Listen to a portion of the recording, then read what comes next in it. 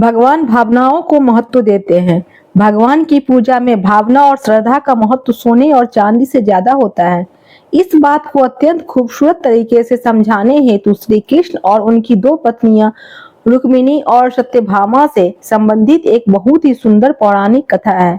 भगवान श्री कृष्ण की पत्नी सत्यभामा के मन में एक दिन बहुत ही अजीब सा विचार आया। वह हठ करने लगी कि श्री कृष्ण जी को अपने गहनों से तौलेगी। श्री कृष्ण जी को तब जब यह पता चली तो वे सत्यभामा से कुछ बोले नहीं, बस मंद मंद मुस्कुराने लगे। सत्यभामा अपने ढेर सारे जेवर ले आई।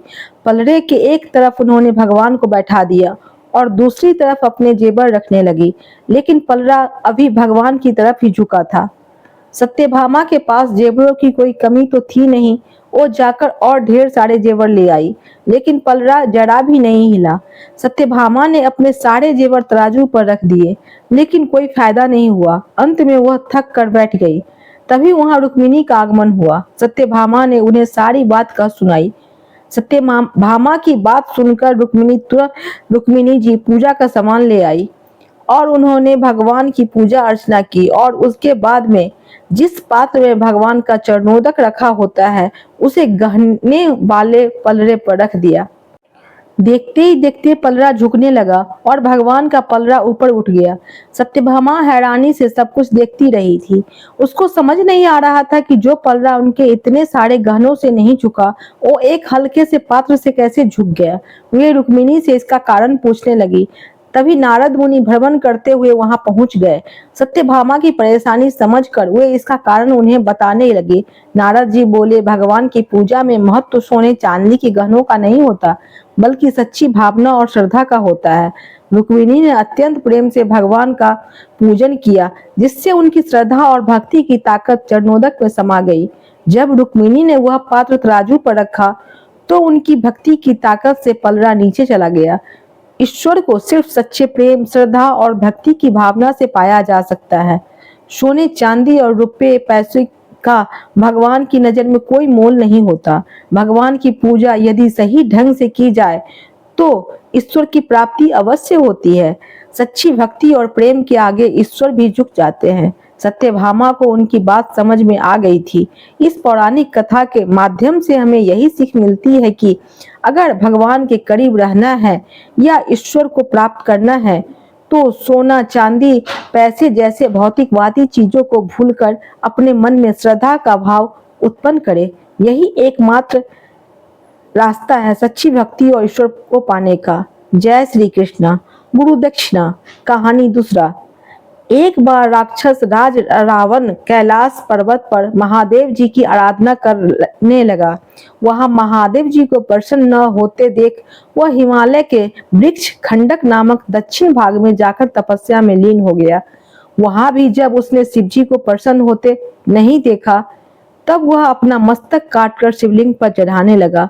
9 मस्तक काटकर चढ़ा देने के बाद जब एक मस्तक बचा, तब शंकर जी प्रसन्न हो गए और बोले, राक्षस राज, अभिष्ट वर मांगो। रावण ने कहा, भगवान मुझे अतुल बल दे और मेरे मस्तक पूर्ववत हो जाए।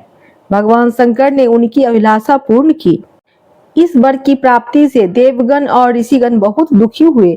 उन्होंने नारद जी से पूछा, नारद जी, इस दुष्ट रावण से हम लोगों की रक्षा किस प्रकार होगी? नारद जी ने कहा, आप लोग जाएं, मैं इसका उपाय करता हूँ। यह कहकर नारद जी जिस मार्ग से रावण जा रहा था उसी मार्ग पर बिना बजाते हुए उपस्थित हो गए और बोले, राक्षस राज, तुम धन्य हो, तुम्हें देखकर मुझे असीम प्रसन्नता हो रही है। तुम कहाँ से आ रहे हो और बहुत प्रसन्न दिख रहे हो? रावण ने कहा, देवर्षि, मैंने आराधना करके शिव जी को प्रसन्न किया है। यह कहकर रावण ने सारा वृत्तांत देवर्षि नारद के सामने प्रस्तुत कर दिया। यह सुनकर नारद जी ने कहा, राक्षस राज, शिव तो उन्मत्त है। तुम मेरे प्रिय शिष्य हो, इसलिए कह रहा हूँ, तुम उस पर विश्वास मत करो और लौटकर उसके दिए हुए वरदान को प्रमाणित करने के लिए कैलाश को उठाओ। यदि तुम उसे उठा लेते हो तो तुम्हारा अब तक का प्रयास सफल माना जाएगा।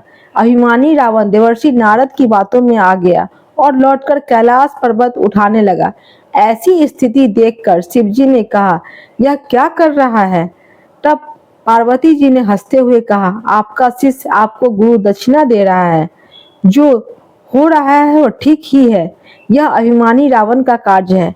ऐसा जानकर शिवजी ने उसे शाप देते हुए कहा, अरे दुष्ट, शीघ्र ही तुम्हें मारने वाला उत्पन्न होगा। यह सुनकर नारद जी बिना बजाते हुए चल दिए और रावण भी कैलाश को वहीं रखकर विश्वस्त होकर चला गया।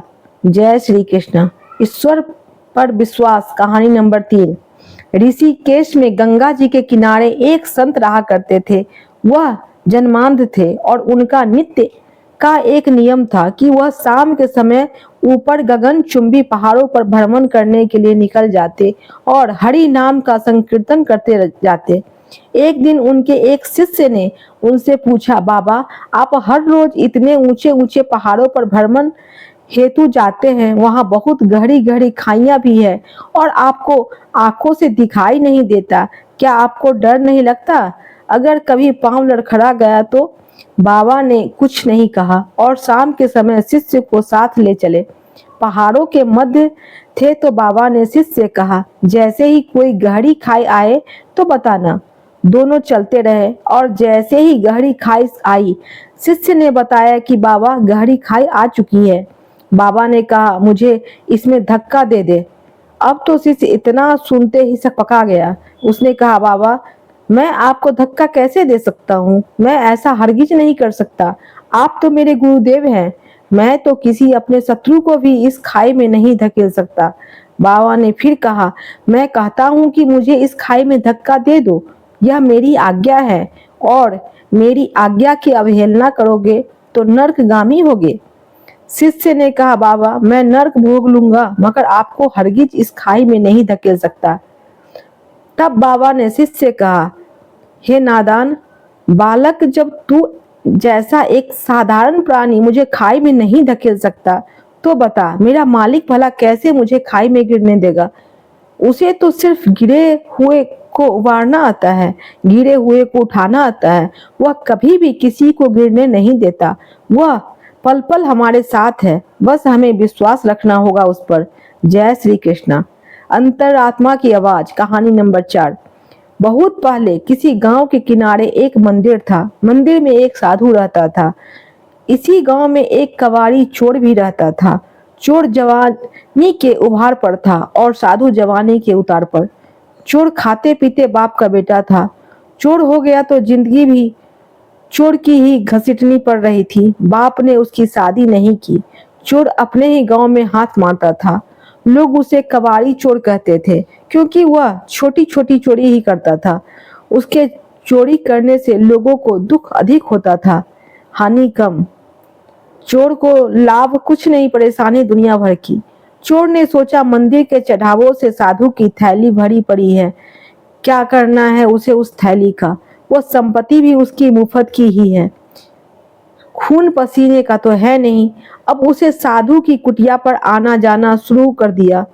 बगुला भगत की श्रद्धा भक्ति से साधु महाराज तो गदगद हो उठे। चोर मुंह में राम, बगल में छुरी लेकर दिन भर साधु महाराज की सेवा करता। वैसे साधु भी जानता था कि यह चोर खड़क सिंह तो है नहीं, कबाड़ चोर है। दिन में इसे हाथ नहीं डालना है, रात में मुझको इसको घास नहीं डालनी है, इसलिए मेरी थैली का बाल बांका होने से रहा। थैली के आकार को देखकर कबाड़ी चोर की तबीयत हरी होती रहती थी। उस दिन चोर रात होने पर कुटिया से उठाए नहीं उठा।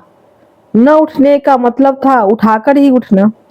दाव में कबाड़ी चोर और बचाव में साधु महाराज रात भर करवट बदल कर रहे थे। जब झाड़ी में मुर्गे ने बांग दी तो साधु महाराज की जान में जान आई। अगले दिन ने से साधु महाराज रात को थैली बाहर रख देता और सुबह भीतर।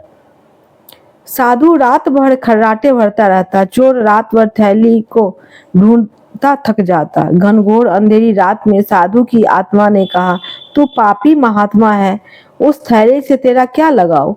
बेचारे चोर का भला कर। उसी रात को चोर की आत्मा ने भी कहा, 2 आंख 2 हाथ 2 पैर 6 संपत्ति भगवान ने तुझे दे रखी है, तू उनका दुरुपयोग मत कर। चोरी के चक्कर में पड़कर जिंदगी को गवा रहा है। चोरी से तौबा कर। करने वाला क्या नहीं कर सकता। जब तक नियत में फितूर रहेगा तब तक भाग्य भी तुझ पर मेहरबान नहीं होगा।